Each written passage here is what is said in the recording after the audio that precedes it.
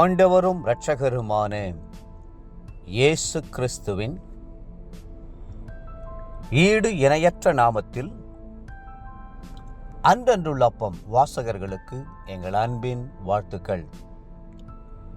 2025 ஆண்டு மார்ச் மாதம் 2ஆம் தேதி ஞாயிற்றுக்கிழமைக்குரிய தின தியானம். இன்றைய தலைப்பு சுகமும் சமாதானமும். 122ஆம் சங்கீதம் 7ஆம் வசனம் சொல்கிறது, உன் அலங்கத்திற்குள்ளே சமாதானமும் உன் அரமனைகளுக்குள்ளே சுகமும் இருப்பதாக. சமாதானமும் சுகமும் எத்தனை பெரிய ஆசீர்வாதங்கள்! எந்த குடும்பத்திலே தெய்வீக சமாதானமும் தெய்வீக ஆரோக்கியமும் இருக்கிறதோ அந்த வீடு பாக்கியமானது. கர்த்தர் இன்றைக்கு உங்களை ஆசீர்வதித்து உன் அலங்கத்திற்குள்ளே சமாதானமும் சுகமும் இருப்பதாக என்று சொல்லி வாழ்த்துகிறார். நான் பெரிய செல்வந்தர்களை குறித்து அறிந்திருக்கிறேன்.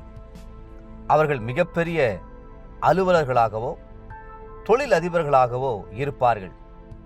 அவர்களுக்கு அரண்மனை போன்ற பெரிய வீடுகள் உண்டு, ஏராளமான வேலைக்காரர்கள் உண்டு, செல்வங்கள் சொத்துக்கள் எல்லாமே உண்டு. ஆனால் அவர்களில் அநேகரது உள்ளத்திலும் குடும்பத்திலும் சமாதானம் இருப்பதில்லை. சரீரத்தில் ஏற்படும் ஏகப்பட்ட நோய்களும் வியாதிகளும் வாழ்க்கையை கசப்படைந்து விடச் செய்கின்றன. உங்களுடைய வீடு எப்படி இருக்கிறது? உங்களுடைய உள்ளத்தில் தெய்வீக சந்தோஷமும் சமாதானமும் இருக்கிறதா? மன நிறைவும் மன ரம்யமும் இருக்கிறதா? அல்லது கடல் அலைகள் மீண்டும் மீண்டும் வந்து கரையில் மோதுவதைப் போல துயரங்களும் துன்பங்களும் வியாதிகளும் நோய்களும் மோதிக்கொண்டிருக்கின்றனவா?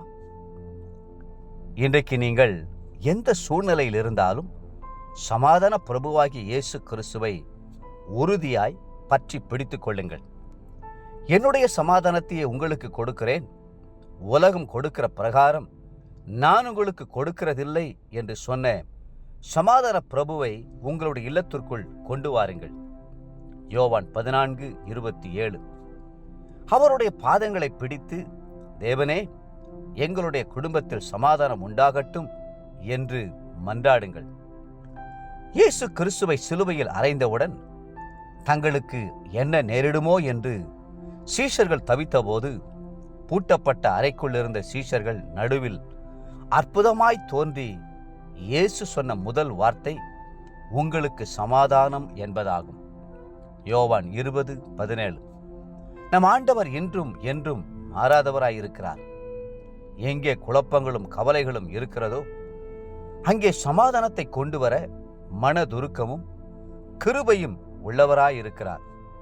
வேதம் சொல்கிறது, 147ஆம் சங்கீதம் 14ஆம் வசனத்தில், அவர் உன் எல்லைகளை சமாதானம் உள்ளவைகளாக்கி உச்சிதமான கோதுமையினால் உன்னை திருப்தியாக்குகிறார்.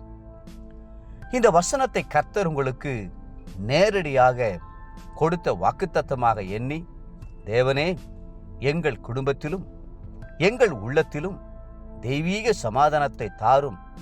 அப்பா, நான் உம்மோடும் நீர் என்னோடும் ஒரு சமாதான உடன்படிக்கை செய்து கொள்வோம். நான் உங்கள் பிள்ளையாக வாழ என்னை ஒப்புக்கொடுக்கிறேன்.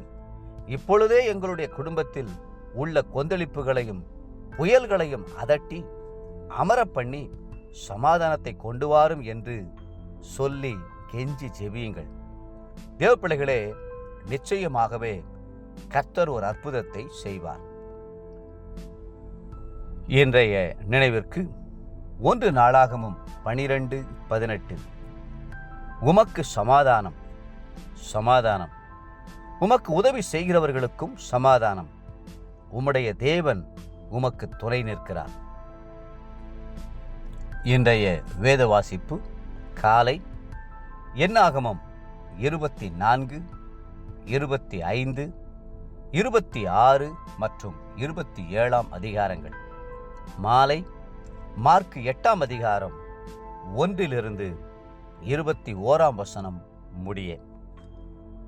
அன்புக்குரிய அன்றன்றுள்ள வாசகர்களே, மீண்டும் உங்களை வாழ்த்துகிறோம். கர்த்தருடைய சமாதானம் உங்களுக்கு உண்டாவதாக. கர்த்தர் தாமே உங்களை ஆசீர்வதித்து மென்மேலும் உயர்த்துவாராக. ஆமென்.